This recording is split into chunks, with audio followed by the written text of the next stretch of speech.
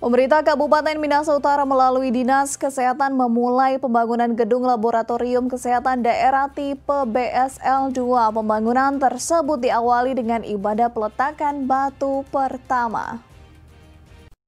Pelayanan kesehatan kepada masyarakat terus diprioritaskan pemerintah kabupaten. Buktinya melalui kerja keras Bupati Jonagada dan Wakil Bupati Kevin William Lotulung, pemerintah Kabupaten Minahasa Utara kembali mendapat bantuan dari pemerintah pusat. Melalui dana alokasi khusus atau DAK sebesar 7,1 miliar rupiah untuk pembangunan laboratorium kesehatan daerah.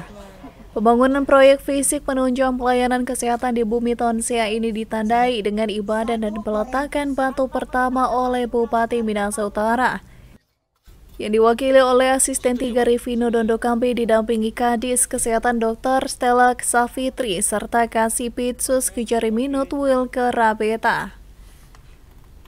Kadis Kesehatan Dr. Stella Safitri mengakui pembangunan laboratorium kesehatan daerah ini tidak lepas dari kerja keras Bupati Jonagada dalam meningkatkan pelayanan kesehatan di Bumi Kelabat ini. Di mana Kabupaten Minahasa Utara mendapatkan dana alokasi khusus dari Kementerian Republik Indonesia dengan anggaran 7,1 miliar sekian dan dengan masa kerja 167 hari.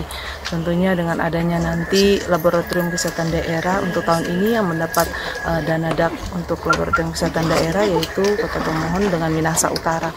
Tentunya dengan adanya fasilitas yang ada laboratorium di Kabupaten Minahasa Utara memudahkan bagi masyarakat yang tadinya harus ke laboratorium yang ada di provinsi atau mungkin ke laboratorium yang ada di Manado, namun nanti akan ada laboratorium yang ada di Kabupaten Minahasa Utara.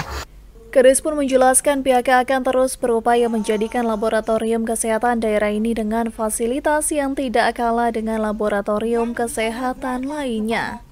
Prayinumbo melaporkan untuk Kawan TV.